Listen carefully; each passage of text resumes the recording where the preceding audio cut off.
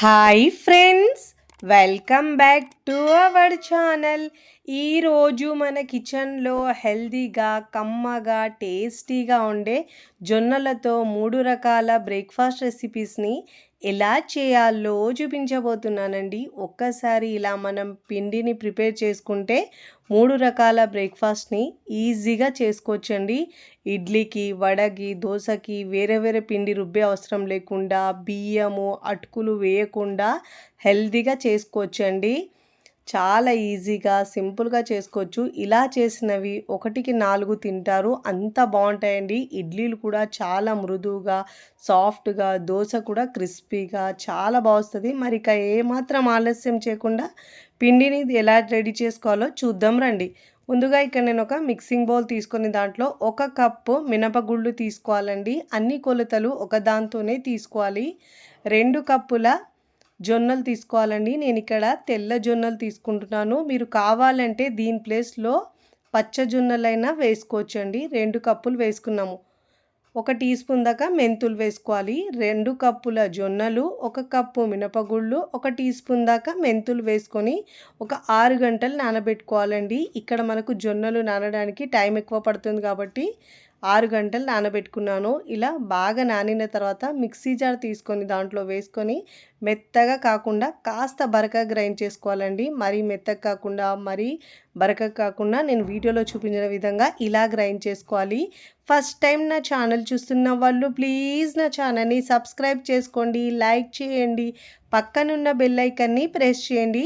ఇలా ప్రెస్ చేయడం వల్ల నేను పెట్టే వీడియో నోటిఫికేషన్ ముందుగా మీ హోమ్ పేజ్కి వస్తాయండి.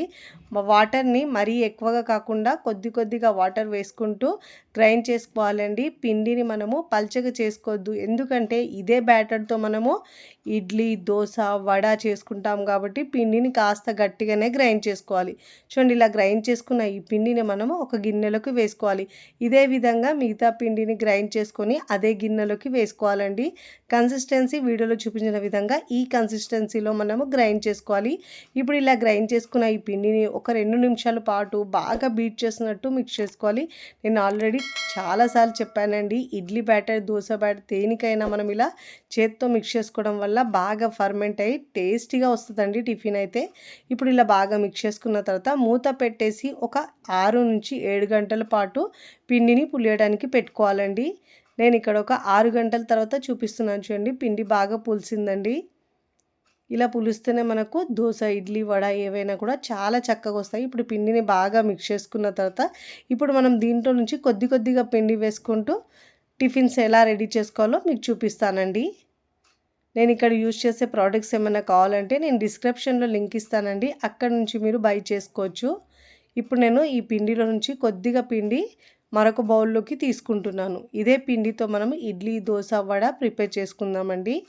ఇప్పుడు కన్సిస్టెన్సీ చూసుకుంటూ యాడ్ చేసుకోవాలండి వాటర్. మనం ఇడ్లీ బ్యాటర్ ఎలా రెడీ చేసుకుంటామో ఆ కన్సిస్టెన్సీలో వాటర్ వేసుకొని పిండిని కలుపుకోవాలి. కొద్దిగా వాటర్ వేసుకుంటూ బ్యాటర్ని మిక్స్ చేసుకోవాలండి. చూడండి, ఇలా కన్సిస్టెన్సీ చూసుకొని వాటర్ని యాడ్ చేసుకోవాలండి. మరీ ఎక్కువ వాటర్ వేసుకుంటే బ్యాటర్ అనేది పల్చగా అయిపోతుందండి. ఇప్పుడు నేను ఇక్కడ ఇడ్లీ ప్లేట్ తీసుకొని దానికి కాస్త ఆయిల్ అప్లై చేసుకోవాలండి. ఇష్టం ఉంటే నెయ్యి అయినా అప్లై చేసుకోవచ్చు. ఇలా అప్లై చేసుకున్న తర్వాత మనం ముందుగా రెడీ చేసుకున్న ఈ బ్యాటర్ని మనం ఇడ్లీ ప్లేట్లోకి వేసుకోవాలి. ఇలా మనం పిండి రెడీ చేసుకుంటే 3 రోజులు మనం ఇలా ఈజీగా బ్రేక్ఫాస్ట్ని రెడీ చేసుకోవచ్చండి. హెల్తీగా ఇలా జొన్నలతో, బియ్యము, అటుకులు వేయకుండా చేసుకుంటున్నాం కాబట్టి చాలా రుచిగా ఉంటాయండి. ఇప్పుడు ఇక్కడ నేను స్టవ్ మీద ఇడ్లీ ప్యాన్ పెట్టుకుని ఇలా కడాయి పెట్టుకొని వాటర్ వేసుకొని బాగా వేడైన తర్వాత ఇలా ఇడ్లీ ప్లేట్ని పెట్టుకొని మూత పెట్టేసి మీడియం ఫ్లేమ్లో ఒక 10 నిమిషాల పాటు ఉడికించుకోవాలండి. అది ఉడికేలోపు నేను దోశల కోసం బ్యాటర్ని రెడీ చేసుకుంటున్నానండి. ఇక్కడ నేను అదే బౌల్లో మళ్ళీ పిండి వేసుకొని దాంట్లో కొద్దిగా వాటర్ వేసుకొని మనము దోశ బ్యాటర్కి అయితే పిండి ఎలా కలుపుకుంటామో అదే విధంగా కన్సిస్టెన్సీ చూసుకొని కలుపుకోవాలండి. మీరు బ్యాటర్ కలుపుకున్న తర్వాత రుచికి సరిపోయినంత ఉప్పు వేసుకోవాలండి. ఇప్పుడు నేను ఇక్కడ రుచికి సరిపోయినంత ఉప్పు వేసుకున్నానండి. ముందు కూడా ఉప్పు వేసుకున్నాను కానీ ఆ క్లిప్ నాకు మిస్ అయిందండి. మీరు ఉప్పు వేసుకొని మిక్స్ చేసుకోండి. ఇప్పుడు చూడండి కన్సిస్టెన్సీ ఇలా దోసకి మనకు బ్యాటర్ ఇలా ఉండాలి.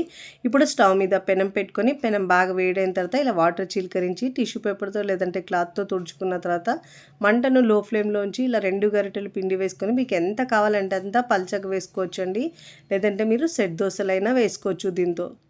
చూడండి ఇలా పల్చగా స్ప్రెడ్ చేసుకొని మంటను మీడియం టు హై ఫ్లేమ్లో ఉంచి మంచి గోల్డెన్ కలర్ వచ్చే వరకు కాల్చుకోవాలి. ఇప్పుడు పైన తడి అయిన తర్వాత ఒక 1/2 టీ స్పూన్ దాకా ఆయిల్ వేసుకోవాలండి. ఇలా హెల్తీగా జొన్నలతో చేసుకుంటే హెల్త్కి చాలా మంచిదండి. రెగ్యులర్గా బియ్యంతో చేసిన దోశలు కాకుండా అప్పుడప్పుడు ఇలా హెల్తీగా జొన్న రొట్టె రాని వాళ్ళు ఇలా దోశలు వేసుకోండి, చాలా రుచిగా ఉంటాయండి. ఇలా మంచి కలర్ వచ్చిన తర్వాత మీకు నచ్చిన విధంగా ఫోల్డ్ చేసుకొని ప్లేట్లోకి తీసుకోవాలి. చూడండి ఎంత మంచి కలర్ వచ్చిందో, క్రిస్పీగా కూడా వస్తాయండి. ఇదే విధంగా మరొక దోశ వేసి చూపిస్తున్నాను. ఇలా మంచిగా కాలిన తర్వాత ఫోల్డ్ చేసుకొని ప్లేట్లోకి తీసుకోవాలి. ఇక్కడ నేను ఇప్పుడు ఇడ్లీ దోశ అయిపోయింది కదండి. ఇప్పుడు వడ చూపిస్తున్నాను. ఇదే బౌల్లోకి మళ్ళీ పిండి వేసుకోవాలి. ఇలా బ్యాటర్ వేసుకున్న తర్వాత ఇప్పుడు మనం దీంట్లో సన్నగా కట్ చేసుకున్న ఒక ఉల్లిపాయ తీసుకొని ముక్కలుగా కట్ చేసుకొని వేసుకున్నానండి దీంట్లో. ఇప్పుడు దీంట్లో పచ్చిమిరపకాయలు 2 చిన్నవి ఉన్నాయి, చిన్న ముక్కలుగా కట్ చేసుకొని వేసుకోవాలి. సన్నగా కట్ చేసుకున్న కరివేపాకు ఒక 2 టీ స్పూన్ దాకా వేసుకోవాలి. సన్నగా తరిగిన కొత్తిమీర ఒక 2 టీ స్పూన్ దాకా వేసుకొని ఇప్పుడు దీంట్లో ఒక టీ స్పూన్ దాకా జీలకర్ర వేసుకొని అన్ని ఇంగ్రీడియంట్స్ని ఒకసారి బాగా మిక్స్ చేసుకోవాలండి. ఎందుకంటే మనము బ్యాటర్ని గట్టిగా గ్రైండ్ చేసుకున్నామంటే ఇలా వడల పిండిలాగా ఉండాలని మనకు. ఇప్పుడు దీంట్లో రుచికి సరిపోయినంత ఉప్పు వేసుకోవాలండి. ఈ దోశకు ఇడ్లీకి వడకు మనము ఈనో వంట సోడా ఏమి వేయకుండా ఇలా చేసుకున్నా కానీ చాలా బాగుస్తాయండి. వడలు కూడా సూపర్గా టేస్టీగా క్రిస్పీగా ఉంటాయండి. దోశ ఇడ్లీ వేసుకున్న తర్వాతనే మనము లాస్ట్లో వడలు వేసుకోవాలి, ఇంకా పిండి పులిసి టేస్టీగా వస్తాయి.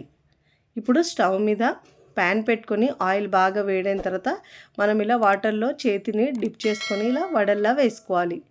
ఇలా 1 బై 1 వడల్ని మీకు ప్యాన్లో ఎన్ని పడితే అన్ని వేసుకోవాలి. ఇలా వేసుకొని మంచి గోల్డెన్ కలర్ వచ్చే వరకు ఫ్రై చేసుకోవాలండి. చాలా ఈజీగా టేస్టీగా సింపుల్గా జొన్నలతో చేసుకునే ఈ 3 బ్రేక్ఫాస్ట్ మీకు నచ్చితే తప్పకుండా ట్రై చేయండి. ట్రై చేసి ఎలా కుదిరిందో నాకు కామెంట్ ద్వారా తెలియచేయండి. చూడండి ఇలా మంచి గోల్డెన్ కలర్ వచ్చే వరకు ఫ్రై మనం వడలను అయితే మీడియం ఫ్లేమ్లోంచి ఫ్రై చేసుకోవాలండి. లేదంటే హై ఫ్లేమ్లో ఉంచితే పైన కలర్ వచ్చేసి లోపల పచ్చి పచ్చిగా అలానే ఉంటుందండి. ఇలా మంచి గోల్డెన్ కలర్ వచ్చిన తర్వాత ఫ్రై చేసుకున్న తర్వాత ప్లేట్లోకి తీసుకోవాలి.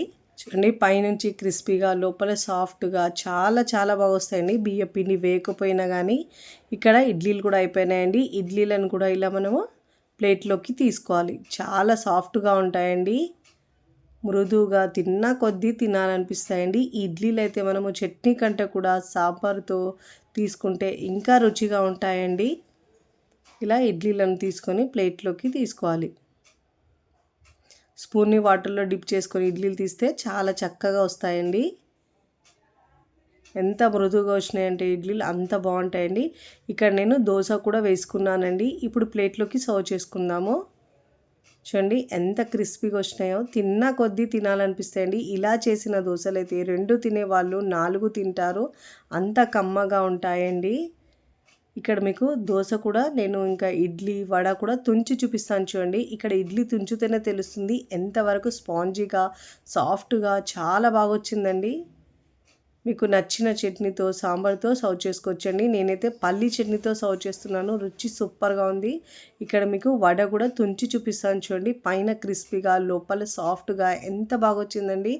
వేడి మీద తింటే అయితే రుచి అద్భుతంగా ఉంటుందండి. అస్సలు నమ్మరు, జొన్నలతో చేసిన వడలైతే ఇంకా రుచిగా ఉంటాయి బియ్యం పిండి వేయకపోయినా కానీ. ఇక్కడ మీకు దోశ కూడా తుంచి చూపిస్తాను చూడండి ఎంత క్రిస్పీగా వచ్చినాయో. 3 కూడా చాలా రుచిగా ఉంటాయండి. వీడియోని లైక్ చేయండి, లైక్ చేసి హై బటన్ని నొక్కండి, ఫ్రెండ్స్ ఫ్యామిలీకి షేర్ చేయండి. మరికొన్ని టేస్టీ సింపుల్ క్విక్ రెసిపీస్ కోసం టీ కిచెన్ని సబ్స్క్రైబ్ చేసుకోండి. కామెంట్ చేయడం అస్సలు మరవకండి. Thanks for watching.